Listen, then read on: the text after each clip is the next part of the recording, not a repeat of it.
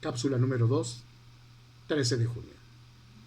Hola, ¿qué tal al auditorio de este espacio de noticias de Quiero TV? Nos encontramos nuevamente en este espacio de Conociendo el Agua. Un, podemos decir, un programa, una cápsula enfocada precisamente a la conformación de un pensamiento y de una educación hídrica. Aportar elementos que a nuestro televidente, al usuario, le permitan tomar decisiones, comprender y entender toda esta trama que involucra sobre todo también nuestra historia plagada de ineficiencias en torno al agua, ¿no? En los usos que se han vertido. Bien, la semana pasada les hablaba también del famoso plan hídrico que está en vistas y de los conceptos desgastados de soberanía. Miren, tradicionalmente, de acuerdo a los grupos políticos que se venían dando en nuestro país, la soberanía se tenía concebida en primer lugar al soberano, al rey, el que sobre el rey no hay nada. Después se llega a una concepción de que la soberanía radica en el pueblo, pero también venía a ser una soberanía muy marcada en un lenguaje, podríamos decir, de discurso o de populismo o demagogia. Luego dicen, no, es que para conservar efectivamente un buen gobierno se necesita la soberanía en el Estado, en la autoridad. Las teorías, sobre todo la alemana y de otros lugares, nos han aportado elementos más sensatos y que la soberanía debe de estar en una constitución, en la ley, no debe de estar en las personas, en su capricho. Las personas con base en sus caprichos efectivamente suelen cometer errores. Históricamente, en el momento en que una persona tiene mucho poder y no hay no hay un equilibrio, la persona termina haciendo catástrofes, termina haciendo daño, termina hasta, puede decir, traicionando a sus propios ideales.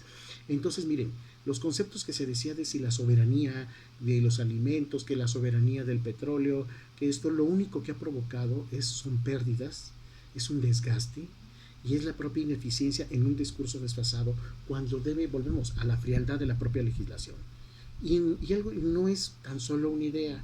Nuestra constitución lo tiene establecido. Recuerden, cuando se le toma protesta a un presidente, a un gobernador, a un diputado, a un alcalde, a un funcionario público, esta protesta cumplir y hacer cumplir la constitución y las leyes que de ella emanen.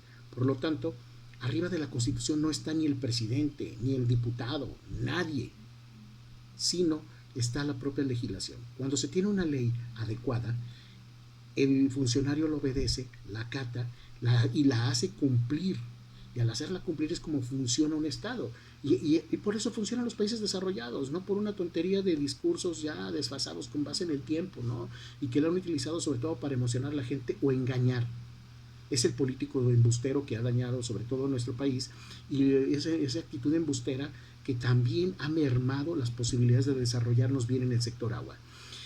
Miren, cuando se habla de soberanía alimentaria, nos suelen decir, y eso es parte de lo que se pierde en nuestro plan hídrico, o el proyecto, bueno, nuestro plan no, o sea, el proyecto que se está presentando, ¿no? Para que rige, que se vuelva obligatorio en la administración del agua y que se está quedando con buenas intenciones.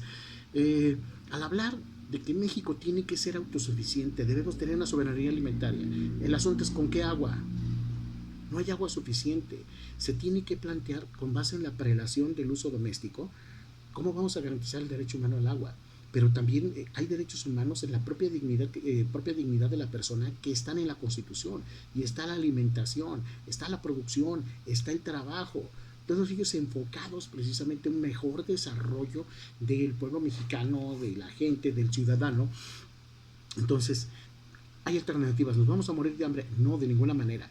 Pero tenemos que ser sensatos en qué podemos producir, qué tenemos que comprar, qué tenemos que alimentos traer de otros lugares y qué podemos nosotros exportar que también no nos implique una merma en nuestro desarrollo hídrico. Si no, vamos a estar perdidos en el discurso, se siguen desgastando, se sigue chantajeando, se sigue traficando con los derechos de agua, que ese sí es uno de los severos problemas que hay y que se ha propiciado con una política extraviada, sobre todo en ideologías desfasadas que se está llevando actualmente por parte del gobierno federal, ¿no? Dar muchas vueltas, no ser contundente, no definir las acciones que se requieren en infraestructura hidráulica para el campo, para el medio ambiente, para el uso industrial y el uso doméstico. Entonces, vale la pena sobre todo hacer una revisión, pero que efectivamente esto despojarlo del chantaje que representan sobre todo las ideologías. Y bueno, como es parte de este programa y de esta cápsula, nos vamos ahora a nuestro glosario hídrico. Y nos vamos sobre todo a la definición cuando se habla de agua no doméstica. No doméstica se entiende no todas aquellas aguas aplicadas a lo que se hace para el uso distinto de lo que se lleva a cabo en los domicilios, ¿no? Para lo que se utiliza en un domicilio en una casa. Dicen ya sea total o parcialmente, y puede ser el uso, así lo define una de las normas oficiales, pueden ser para el uso comercial, industrial, ganadero y el uso agrícola.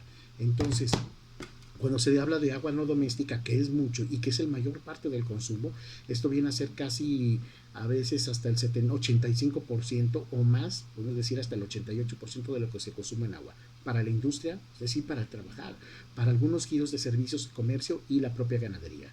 Bueno, nos vemos la próxima semana. Recuerden, comentarios y sugerencias, salflo@yahoo.com. Nos vemos la próxima semana. Hasta luego.